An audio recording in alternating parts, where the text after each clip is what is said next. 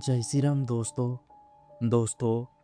क्या तुमने कभी ऐसा महसूस किया है कि तुम अकेले हो, लेकिन फिर भी कोई तुम्हारे बिल्कुल पास लेटा हुआ है, इतना पास कि उसकी सांसें तुम्हारी गर्दन को छू रही हो।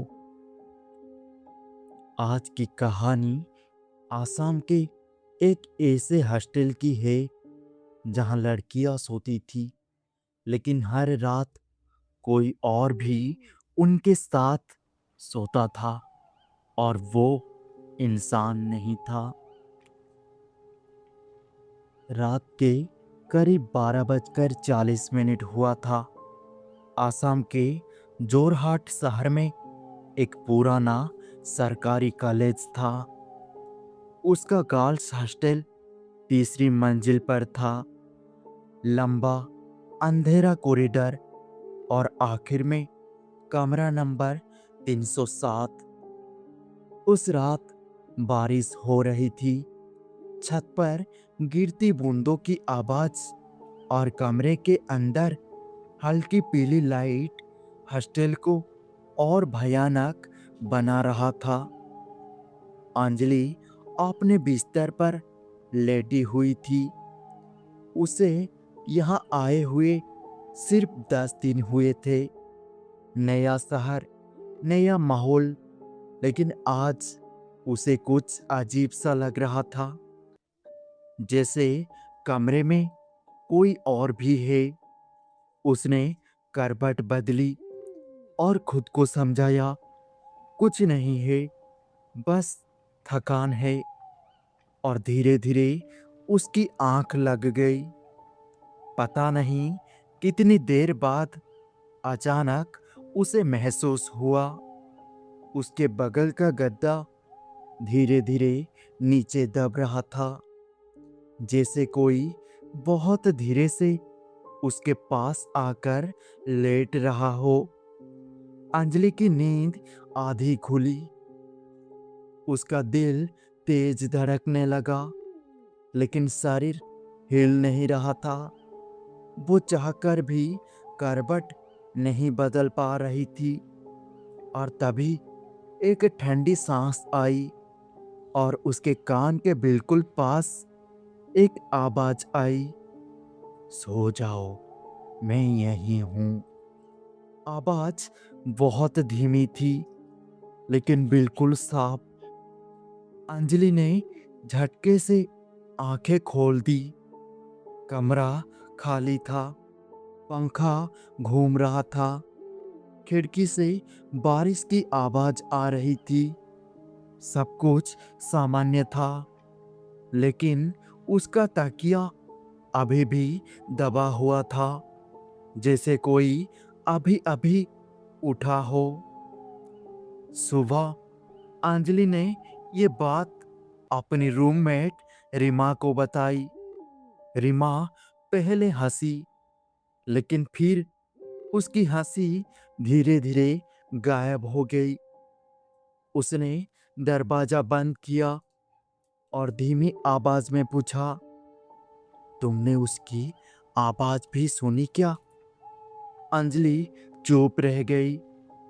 उसकी आंखों में डर साफ दिख रहा था।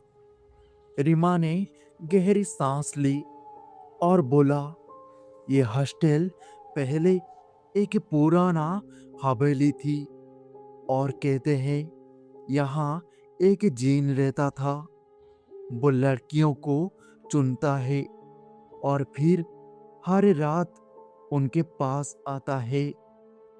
अंजलि ने बात को मजाक में लेने की कोशिश की, लेकिन अंदर कहीं डर बैठ चुका था।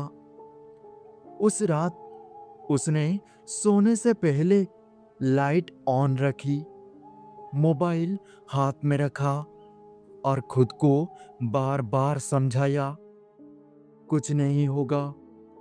लेकिन जैसे ही घड़ी ने 1 बजाया, कमरे का पंखा धीरे धीरे रुक गया, लाइट टिमटिमाने लगी और दरवाजा अपने आप धीरे धीरे खुलने लगा और अंजलि का गला सूख गया।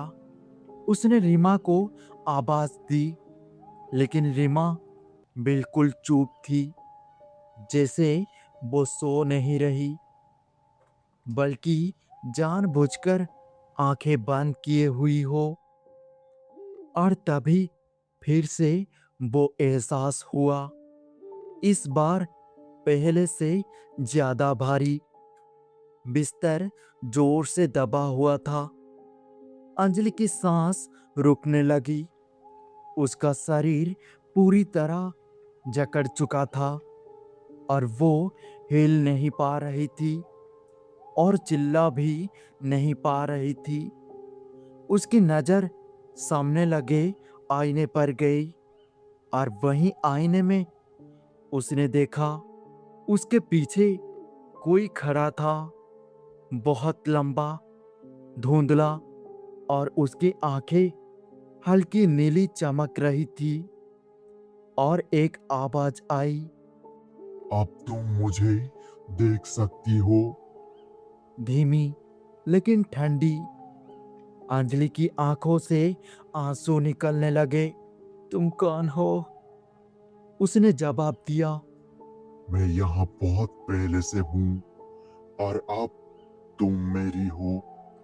उस रात के बाद सब कुछ बदल गया। हर रात ठीक 1 बजे वो आता था, उसके पास बैठता था और धीरे धीरे उसके करीब आता था। और हर बार वो एक ही बात कहता था। तुम मेरी हो। और अंजलि कमजोर होती जा रही थी और उसके शरीर पर नीली निशान बनने लगे, आंखों के नीचे काले घेरे। और सबसे डरावनी बात, अब उसे दिन में भी अपने पास किसी की मौजूदगी महसूस होने लगी थी।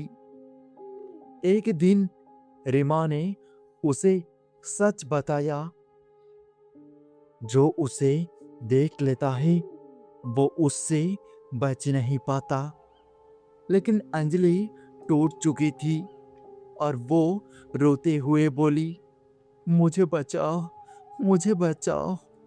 रीमा उसे हॉस्टल के पीछे एक पुराने दरगाह पर ले गई। वहां एक बूढ़ा फकीर बैठा था। उसने अंजिल को देखते ही कहा, वो तुम्हारे साथ है और वो तुम्हें छोड़ना नहीं चाहता है। उसने एक ताबीज दिया और कहा, आज रात अगर बचना है तो डरना मत और पीछे मत देखना। रात के फिर वही समय, 1 बजे, दरवाजा बंद, हवा गायब।